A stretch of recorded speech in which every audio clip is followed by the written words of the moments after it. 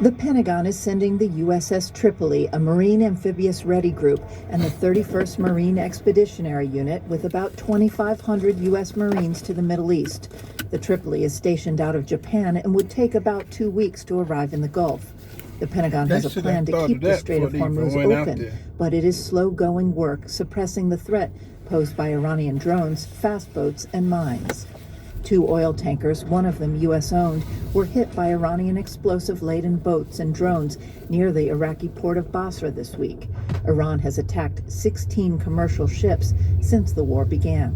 Before I think we want to take anything through there at scale, we want to make sure to do that safely and smartly. They are exercising sheer desperation in the Straits of Hormuz. How you get out of here?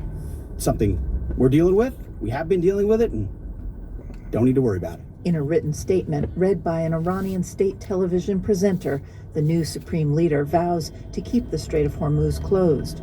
Iran has long relied on an asymmetric naval threat, a tactic it relied on during the tanker wars in the 1980s during the Iran-Iraq War.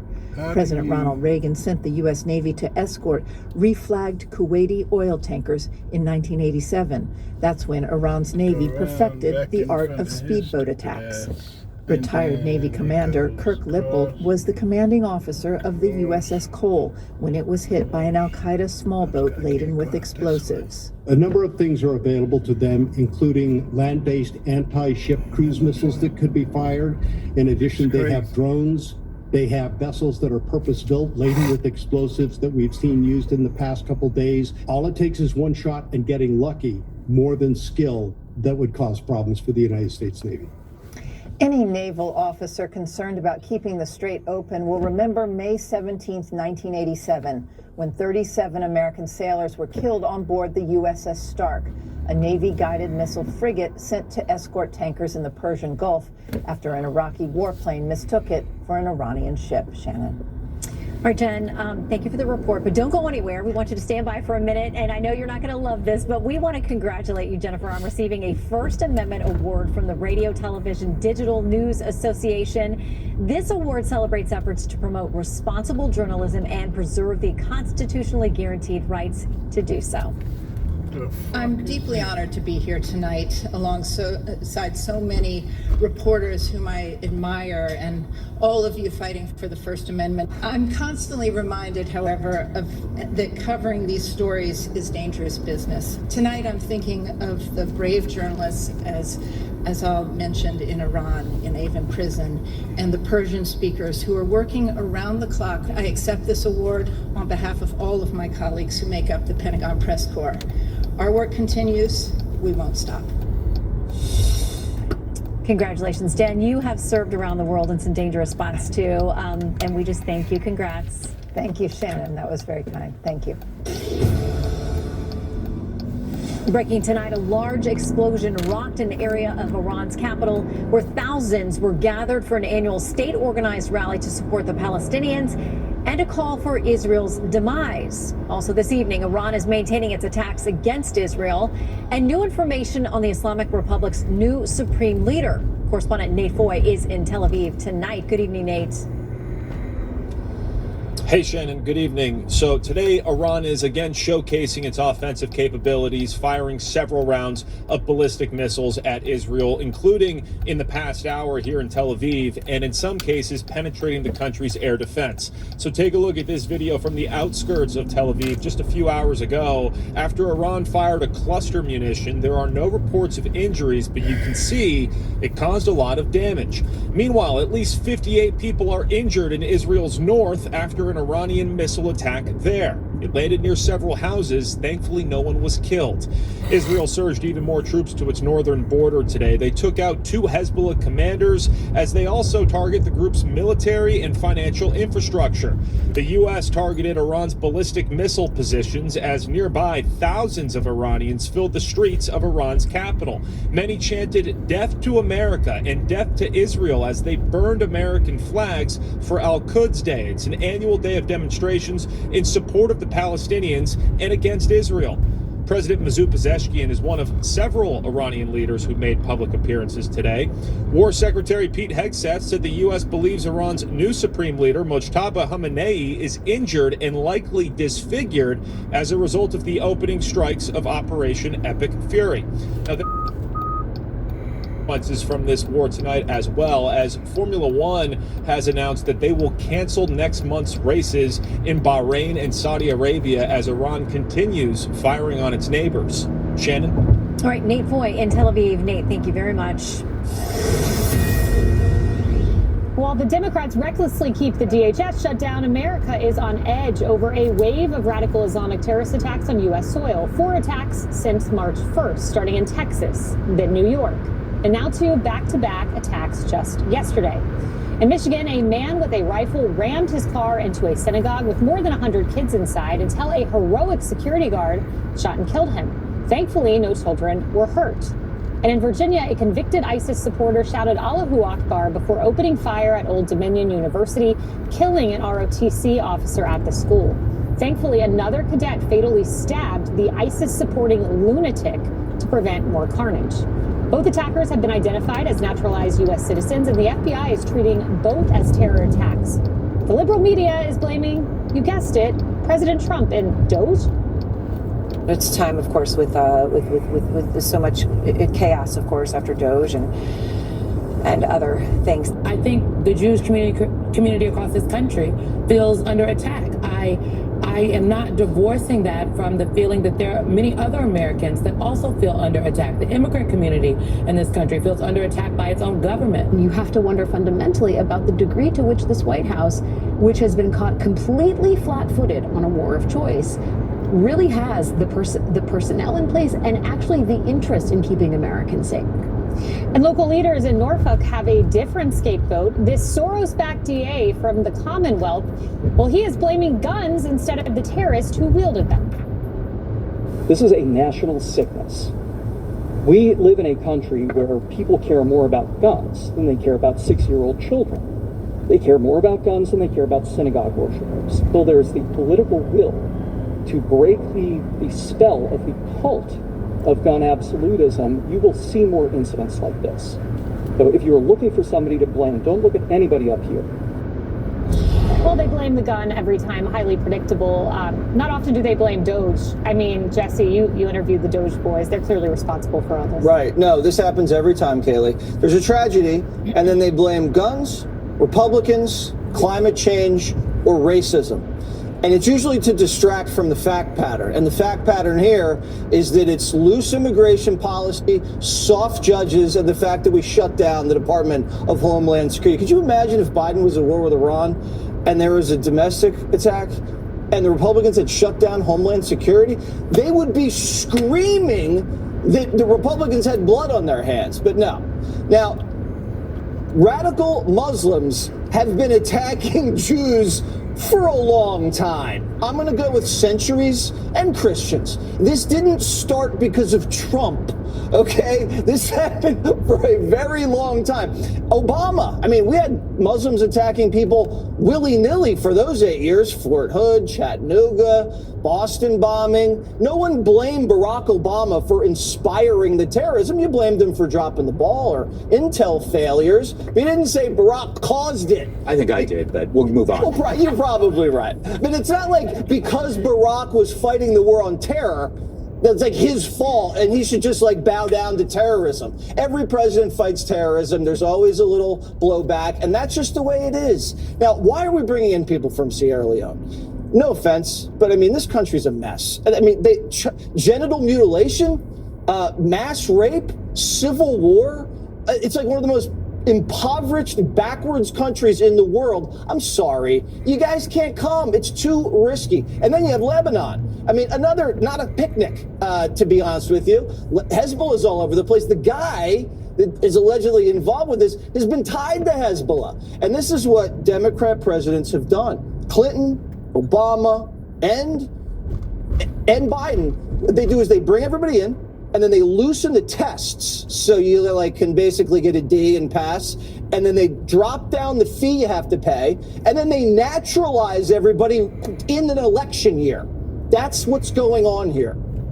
You know, Harold, when I look at what Simone Sanders Townsend said, you declared fervently that you are against all sort of anti-Semitism. Great. I didn't need to. I was just reacting, saying that all Democrats are not that way. What are you hiding, Harold? But Simone Sanders, she said the Jewish community is under attack, but then she goes into saying, I'm not divorcing that from the feeling that there are many other Americans also under attack. That is both sidesing it. Well, I didn't hear what she said. I know her. I have the transcript. But I know her not to be. I know her not to be a personal hate. But let me. The bigger issue for me is how do we prevent this? I think Jesse touched on. There's a part of it around our immigration laws. We have a long line of presidents who've allowed people into our country who thought were going to be decent people and turn out not to be. We also have a lot of people who were born here who turn out to be not decent either. We got to do two things. Number one, the things that Congress can do. There's no doubt the DHS ought to be reopened. Whether it's the president calling Congress or members of the Democratic Party coming back and saying we need to do this. This is something that is overdue. I understand the politics of wanting to reform the ICE and reform the Border Patrol, but this may not be the time. This is not the time to do it in light of the threat we now face because of our actions overseas.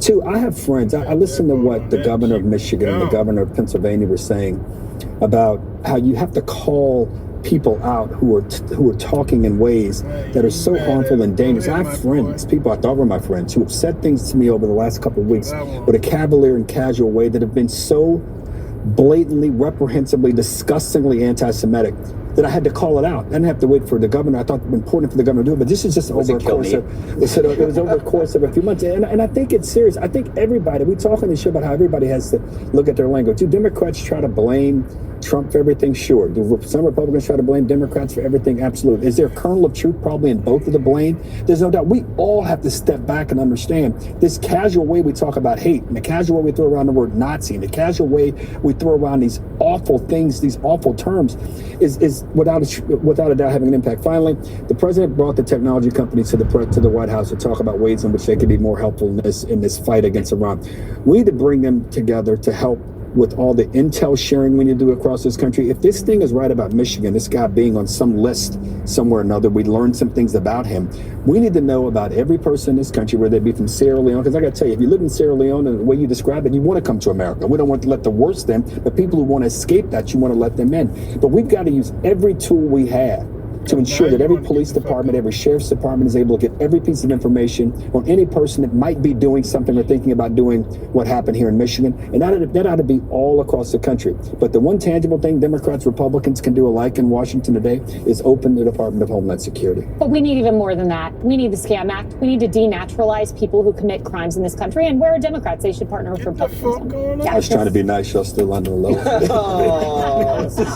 This wasn't a random gun attack, as the Norfolk guy said, who was backed by George Soros, and I assume believes everything George Soros stands for.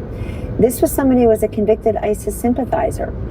I look at the guy in Texas a few weeks ago. He had on a T-shirt, "Property of Allah." He didn't have on a "Make America Great Again" red cap, everybody. I don't even know where you buy a "Property of Allah" T-shirt in this country. I think those websites should be shut down.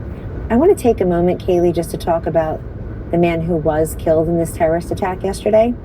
Lieutenant Colonel Brandon Shaw. He was a professor of military science at Old Dominion University, and he was the leader of the ROTC program. He was a veteran of Operation Iraqi Freedom, Operation Enduring Freedom, and Atlantic Resolve. 2 Bronze Stars. I mean, medals and distinction this long. And this man survived all of that over there to come here and be gunned down in a classroom by somebody who should not have been on the streets. So I don't want to hear about a gun. I don't want to hear about somebody's misunderstood and people are xenophobic and racist and every other bad word you can throw at them. I want to hear why President Trump was wrong, because he was absolutely right in his inaugural address. He said radical Islamic jihadism. He didn't say Islam. He said radical Islamic jihadism is terror, is a scourge that must be eliminated. And these folks are proving it every single day. God bless that man's sweet soul, and we should all honor his service. It'd be nice if the guy in Norfolk had taken 1 second to mention Lieutenant Colonel Brandon Shaw, who gave his life yesterday. Amen. Correct. To our top story of the day this afternoon. Americans on alert after a string of recent extremist attacks, including 2 in roughly the last 24 hours. A gunman who was previously convicted for providing material support to ISIS opened fire at Old Dominion University in Virginia. He killed one professor, he injured 2 other people before ROTC members confronted and stopped him. Then just a few hours later, a man rammed a truck into a Michigan synagogue in what the FBI is calling a, quote, targeted act of violence against the Jewish community. Both suspects were killed, but the threat their extremist ideologies pose still lingers. Hello, everyone. This is Outnumbered. I'm Kayleigh McEnany here with my co-hosts Harris Faulkner and Emily Campagno. Also joining us, Rebecca Heinrichs, Hudson Institute Senior Fellow, and Dr. Mark Siegel, Professor of Medicine at NYU Langone Health, Fox News Senior Media Analyst, medical I should say, and author of The Miracles Among Us, How God's Grace Plays a Role in Healing, a bestseller. Well, we are learning more about the man who killed a lieutenant colonel and injured 2 others at Old Dominion University yesterday. Now listen to this. Investigators say Mohammed Baylor Jalla, a naturalized citizen from Sierra Leone, was a former Virginia National Guardsman who decided not to re-enlist after listening to online lectures by Al-Qaeda leaders. In 2017, he was convicted of providing material support to ISIS. He was sentenced to 11 years, but was released early in 2024. FBI Director Kash Patel confirming the Bureau is investigating the shooting as an act of terrorism. The FBI also thanked the ROTC members who stepped in to stop the shooter. I'd like to acknowledge the students who showed extreme bravery and courage by containing the containing the shooter and stopping further loss of life. There were students that were in that room that subdued him. They basically were able to terminate the threat. Well, meanwhile, we're learning more about the man who attacked a synagogue outside Detroit, Michigan. The 41-year-old was a naturalized U.S. citizen also, but this time from Lebanon, who officials say had at least 4 relatives killed days earlier in a military strike in Lebanon. Law enforcement said the attacker drove in through the front doors and was traveling with purpose down the hallway before security neutralized him. Around the time of this was unfolding yesterday, Senate Democrats voted to block funding for the Department of Homeland Security. And this morning, Michigan Democratic Senator Elissa Slotkin changed her tune on that. We have a ton of DHS folks, the CBP, and so they are on the call and they are doing their jobs. Certainly, we need to fund the Department of Homeland Security, and we need, in my view, to cut away all the conversation on ICE, which is its own conversation, from all the core missions of the Department of Homeland Security. But they're essential, they're on the job, they're working today. You know, Harris, more than 100 children are enrolled at that Temple, Israel, and it could have been Sandy Hook, as we heard this morning. More than 3,000 students at Old Dominion. It could have looked much worse than it did for those heroes. Yeah, and we are thankful for the miracles. I know that we lost someone great in Lieutenant Colonel Brandon Shaw. And it is hard to take when you see someone who served so valiantly as he has for the U.S. military. So much leadership, 2 Bronze Stars, and more. Long list of just leadership accomplishments and recognition. It's hard to believe that they'd be taken out in this way. But I got to tell you, that ROTC group that he was training, they can fight. They took down a killer. They took down the enemy. I do want to say this because you just played Elissa Slotkin. I'll be quick here. I'm hearing from viewers, particularly from that state. She says, you want to know what Democrat senators are saying about funding DHS? Elissa Slotkin voted against this yesterday. Then today, in that press conference, she stated the DHS needs to be funded. Well, A, they're starting to hear some of those Democrats from their constituents, particularly if they're trying to get out of airports in America. But B, they better wake up to the Jewish community of voters. Like they had some missteps and stumbles in the last go around in the presidential election, and we saw that. But is this anti-Semitism now? Do they not care about what's happening to Jewish Americans and the targeting that's going on? Yes, it's a problem for all of us because they are beloved members of all of our communities. They better wake up and they better do it quickly because the enemy isn't going to stop. There was staccato to this. We went from 1 to 2 to 3. Yeah, it's not going to stop. Unfortunately, we're in a heightened threat environment. Emily, looking at Old Dominion, I think I speak for every person in America when I am befuddled that a 36-year-old convicted of support for terrorism gets out after just 7 years and then goes on to commit, oh, guess what? Terrorism. I mean, Unfortunately, the mainstream media likes to portray these in very siloed fashion, but the reality is that the inept and impotent approach to criminal justice that has been embraced by the left has now filtered into and permeated their siloed look at homeland terrorism. I mean, nothing is unrelated, including the funding for DHS. That's the point. I'm really grateful, Harris, that you said his name, Lieutenant Colonel Brendan Shaw. It disturbs me that also we seem to know the names of these shooters and not those that have died in these shootings, especially him who is a veteran and an alumni of that school. And coming from ROTC in college, I just think about how they're the best of us, me excluded. But those are those young children that know they want to commit their lives to service to this country and commission as officers. We cannot, I think, let our guard loose of the threat to our homeland. We've talked about this often, that the threat was well before the scenario in Iran. It was well before October 7th. What we are seeing is simply the result of that, the call to arms by the radicalizing attempted groups over there. And it's the terror cells here. And we know, as we've talked about, that the director of the Counterterrorism Center, Joe Kent, has said 18,000 known and unknown suspects or known suspects and terrorists have gotten through under Biden's watch. So it is only a matter of time, my point is. No one should be surprised by this. But when you learn that it's because of a feckless DA or a judge whose hands are tied that let out a terrorist for terrorizing, no one should be surprised. And the fact that the death of Lieutenant Colonel Shaw is therefore preventable or was preventable makes this all the more shocking. Yeah, and these individuals in our military, we've sought to eradicate the world of ISIS. Yeah. And there is an irony that now we are having to defeat this ideology here on our own soil in several of these cases. When you look at this, Rebecca, I think a lot of people would agree with legislation floating around on the Hill, the SCAM Act, which denaturalizes individuals who have been given the gift. It is a gift of United States citizenship.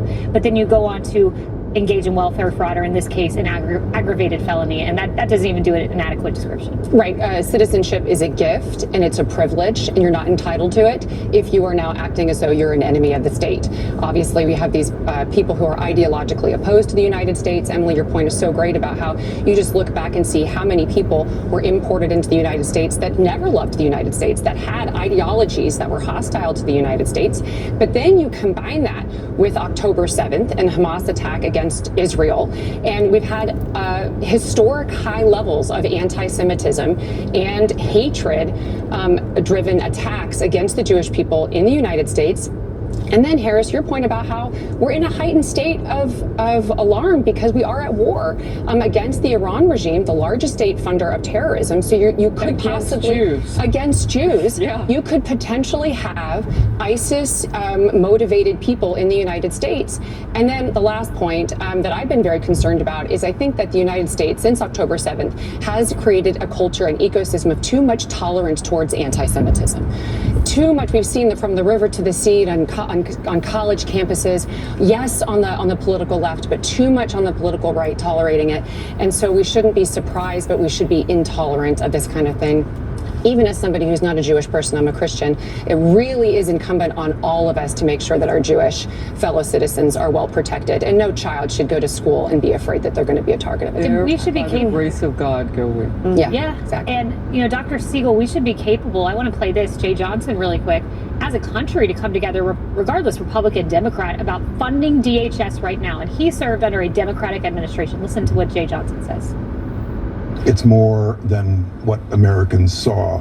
Border Patrol, ICE in Minneapolis. It's aviation security, it's maritime security, it's port security, it's cyber security, it's the Secret Service, it's FEMA. It's a whole host of missions to keep Americans safe. And TSOs work paycheck to paycheck when they're getting paid. Morale traditionally in TSA is low. And these are the people we pay to look for bombs on the airplane you and your family are about to get on. Dr. Siegel. First of all, I like the way you put this together from the beginning with the issue of funding DHS and what's going on. Because what does President Trump do? He goes in there, he cuts off the head of the octopus. But the arms are still flailing everywhere. Hezbollah, Hamas, and here in the United States, these cells. And so, of course, that's connected to DHS, and I also needing to be funded. And I want to, applaud your point about Jewish people being targeted, myself being one, anti-Semitism. That area of Michigan, Rashida Tlaib is denouncing this attack. Meanwhile, she's been stoking the furor between the Islamic extremists and Orthodox Jews in that exact area of Michigan, 40 miles from Detroit. That is its own little war that's going on there, and that's part of the problem. And she's at the heart of stoking it, and I'm sure she's not supporting the DHS issue. No, and look how that doesn't get covered. Except by us. And she should be the first to say, hey, I changed my position. Let's fund DHS for the sake of my district, if nothing else. This could have looked a lot more like Sandy Hook, right? Like, let's not lose sight of that. This is not a political moment. This is not a political debate. This is targeting babies who are Jewish. That's anti-Semitism at its absolute worst. Michigan Governor Gretchen Whitmer denouncing yesterday's attack targeting a synagogue in her state. It happened the same day as the suspected terror attack at Old Dominion University in Virginia, and they are just the latest in a series of incidents rattling the country in recent days. Let's bring in Nicole Parker, Fox News contributor and former FBI special agent. I want to put up a timeline on the screen here just so we can see what's happened in just the past couple of weeks. First of all, March the 1st, a bar shooting in Austin, Texas, believed to be an act of terrorism. March 7th, the attempted bombing in New York City. March 12th, the Old Dominion University shooting, and again on the 12th, the synagogue attack in Oakland County. And these all involve naturalized citizens. How is it that someone who wants to make America their home suddenly becomes radicalized and carries out these attacks? John, it's very disheartening to me to see what has unraveled in our nation since March 1st with these naturalized citizens. It is a pattern that, again, in law enforcement, it's undeniable.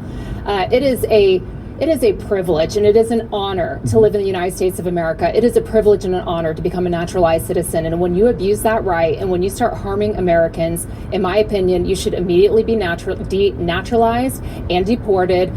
What we're seeing is catastrophic. I mean, looking at what happened in Old Dominion, this was an individual who had already been charged, had pled guilty, convicted, sentenced, served prison time for providing material support to ISIS. This is a very heavy charge, and foreign terrorist organizations, they should not be permitted. These individuals should not be permitted to stay. This person served their sentence, and then they were released in December of 2024 under the Biden administration and allowed to walk freely. And one thing that we say in the FBI, past behavior is a very strong indicator of future behavior. Of course, people can make changes and turn their lives around, but unless that happens, they have no place causing continuous harm on Americans. And what occurred yesterday could have been completely prevented if that person had immediately been deported. And I know that they need to look at legislation and laws and things that they can do so that this never ever happens again. Well, I do believe that material support for terrorism is one cause under which a person's citizenship could be revoked. But let's stick with the perpetrator in Richmond, because he started out as a Virginia National Guard member. He became a supporter of Anwar al-Awlaki, the cleric that was dusted by President Obama. And he's got that past conviction, as you point out, for supporting ISIS. Here's what the FBI in Norfolk said.